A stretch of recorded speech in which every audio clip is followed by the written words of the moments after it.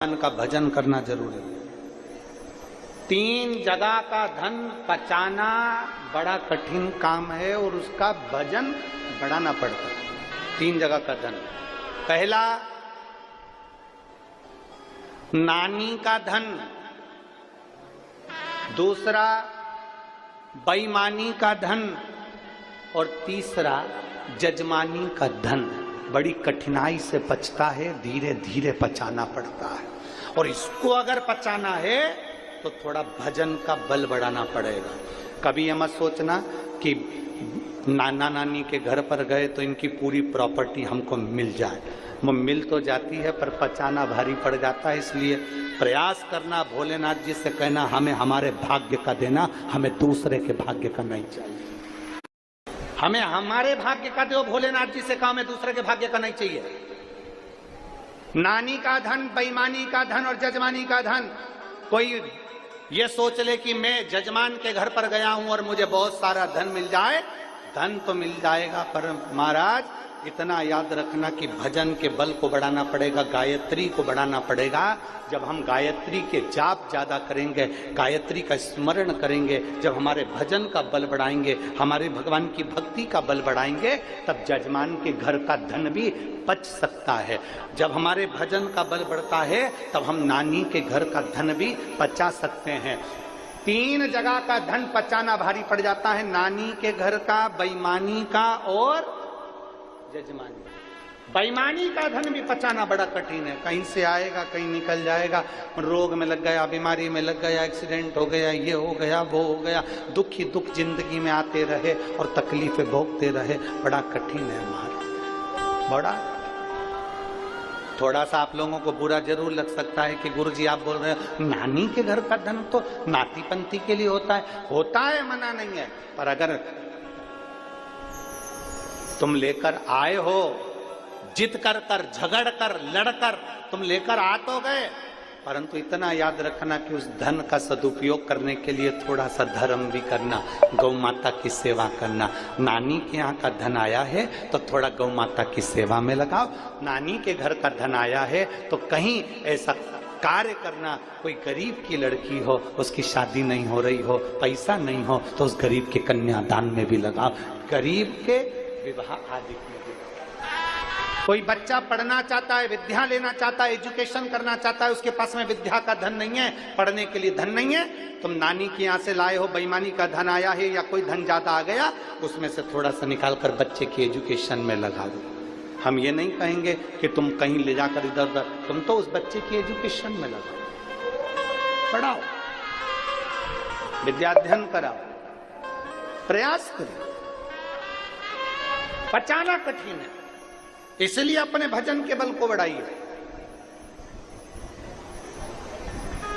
एक ब्राह्मण, एक साधु, एक सन्यासी, एक तपस्वी, एक साधक, एक उपासक अगर किसी के घर का भोजन भी कर कर आते हैं तो उनको गायत्री का बल बढ़ाना पड़ता है। अगर भोजन कर कर आए हैं ना तो फिर उनको भगवान का भजन का बल बढ़ाना पड़ेगा, गायत्री बढ़ाना पड़ेगी, तब जाकर हम जिसके यहाँ का खाकर आए हैं उसका पच पाए।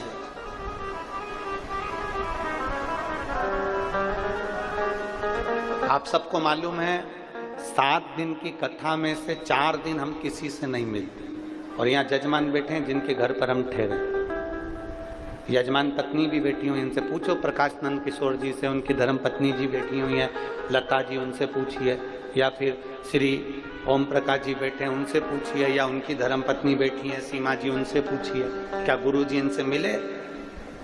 आज 3 दिन हो गए आपसे हमारा कोई मिलना जुलना नहीं। इनके घर के बच्चों से भी पूछ लो क्या गुरु जी नीचे उतर कर आए, किसी से बात करी, मिलना हुआ? नहीं। हमारे ठाकुर जी की सेवा, हमारा जो शिवलिंग है उसकी आराधना, हमारे शालिग्राम भगवान है उसकी पूजन, और अपना पाठ और आराधना, अपना भजन का बल बढ़ाओ। क्योंकि जिनके यहाँ पर ठहरे हैं अगर हम उनका भोजन कर रहे हैं तो अपने भजन का बल बढ़ेगा। तो जिनके यहाँ पर ठहरे हैं मेरा भोलेनाथ उनकी भी कृपा करता हुआ आगे अग्रण्यता,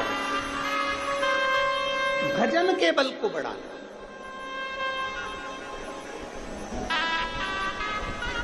किसी भंडारे में से भोजन कर कर जाओ तो भजन के बल को बढ़ाओ।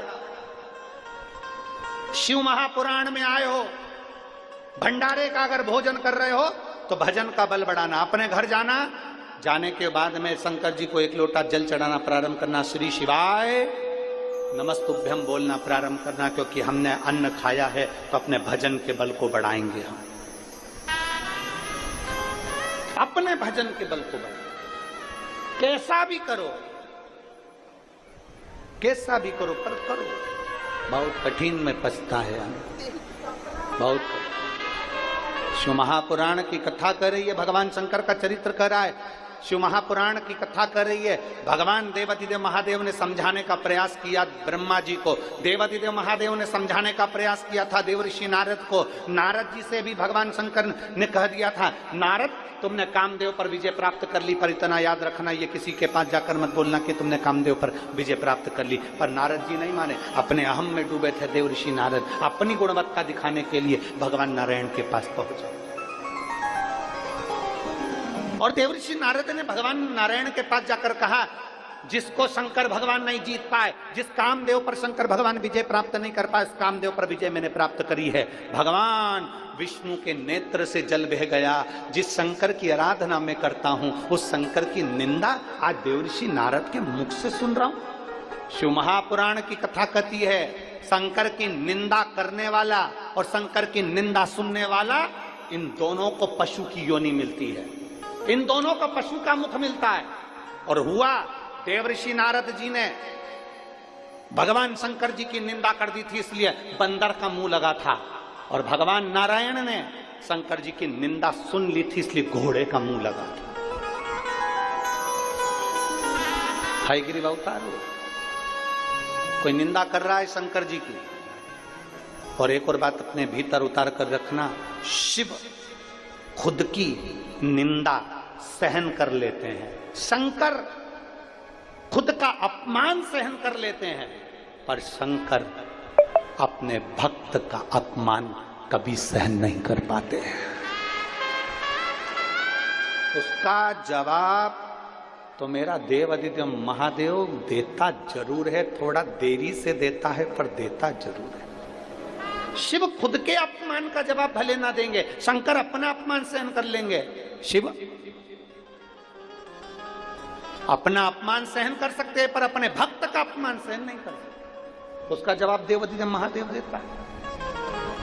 समय आता है, समय की प्रतीक्षा करना चाहिए।